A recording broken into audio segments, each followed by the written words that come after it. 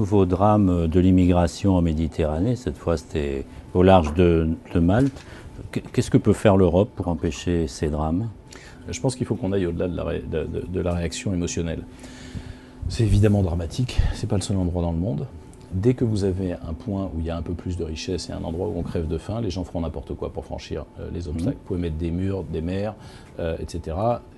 On a exactement le même problème dans les Comores, entre Mayotte et les autres îles des Comores, où des gens meurent dans des petits bateaux qu'on appelle des kwassa-kwassa sans jamais faire l'actualité. Bon. La seule solution, notre continent, pas plus que les autres continents développés, ne peut pas accueillir, comme le disait Michel Rocard, toute la misère du monde.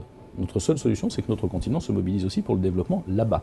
Qu'est-ce qu'il faut faire pour Parce que, pardon, jusqu'à présent, c'est essentiellement la France qui pousse ce sujet-là, et nos partenaires européens ne le font pas.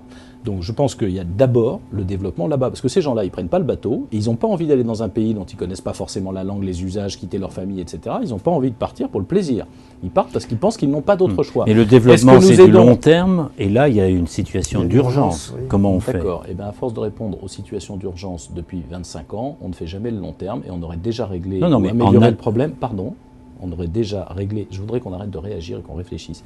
Le problème se reposera exactement dans 25 ans de la même façon. Je vous ferai remarquer qu'il y a 5-6 ans, c'était pas des gens qui se noyaient dans la Méditerranée, c'était des gens qui s'empalaient sur les barbelés dans le Sahara espagnol. Bon, alors il faut quand même qu'à un moment donné, on ne passe pas d'un sujet à l'autre. Moi, je voudrais rester sur ce sujet-là.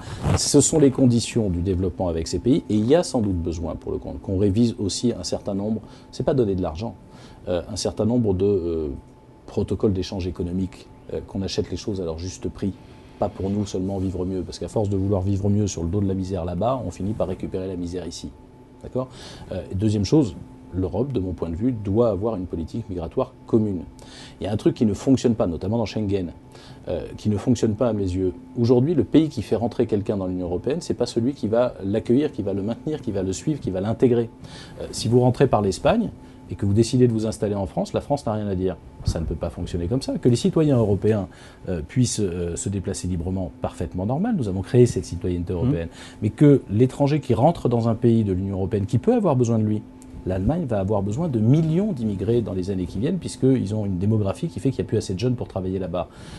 Que l'Allemagne, dans ces cas-là, quand elle fait rentrer un étranger, elle le conserve là, au moins pendant un certain temps, pour qu'elle traite son intégration. Aujourd'hui, on a un système qui est à la fois une passoire dans certains pays, la Grèce, l'Espagne par exemple, l'Italie pour partie quand même, et ensuite la libre circulation à l'intérieur. Donc il y a nécessité de gérer ensemble les flux migratoires, et il y a nécessité de gérer ensemble ce co-développement. Est-ce que vraiment les matières premières que nous achetons dans un certain nombre de pays en Afrique doivent être payées aussi peu cher qu'ils n'ont pas les moyens de manger et de nourrir là-bas, et que donc ils viendront s'empaler sur tous les murs ou se noyer dans toutes les mers qu'on leur présentera et qui nous sépareront d'eux?